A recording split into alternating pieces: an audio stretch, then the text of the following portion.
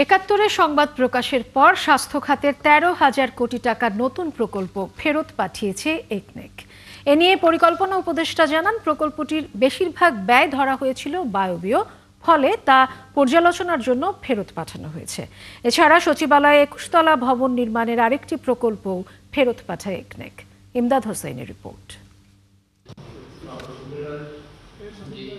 দুর্নীতিগ্রস্ত স্বাস্থ্য খাতে বিশাল এক প্রকল্প নেয়ার পায়তারা শুরু হয় কয়েক মাস আগে, যা পাশ হওয়ার কথা ছিল সোমবারের একনেকে।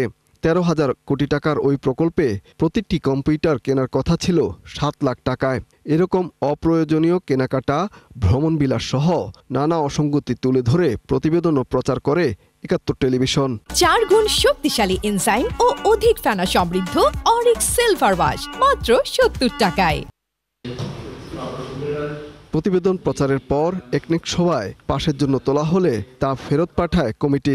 সভা শেষে পরিকল্পনা উপদেষ্টা জানান, কিছু বায়বীয় প্রস্তাবনা ও অসঙ্গতি থাকায় তা অনুমোদন দেয়নি একনেক। এই প্রকল্পগুলোতে অনেকই থাকে, যে উদ্বুদ্ধকরণ, বিদেশি পরামর্শক, বিদেশে ভ্রমণ, সরঞ্জাম কেনা, ভবন তৈরি, এবং এগুলো আমরা এখানে শেষে দেখলাম যে এখানে অনেক আছে ভবন তৈরিতে, অনেক আছে উদ্বুদ্ধকরণ, যেটা আসলে বায়বীয় একটা বিষয়। মানে এগুলো পরিষ্কার করে না লিখলে এটা অপচয় হয়। এ সময় প্রকল্প বাস্তবায়নে বিদেশি সহযোগীদের কাছ থেকে ঋণ নেয়াকে সর্বনাশী নীতি বলেও মন্তব্য করেন পরিকল্পনা উপদেষ্টা। অধিকাংশই প্রায় সবই ঋণ।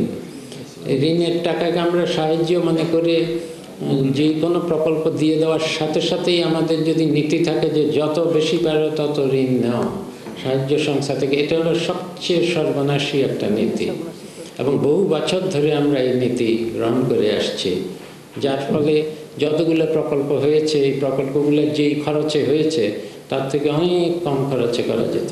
এদিনের সভায় ১৫,৩৮৩ কোটি টাকার ১৭টি প্রকল্প অনুমোদন দেওয়া হয়। সবাই নিজের দায়িত্ব পালন করলে এবং নিজের। ইমদাদ হোসেন, ৭১, ঢাকা।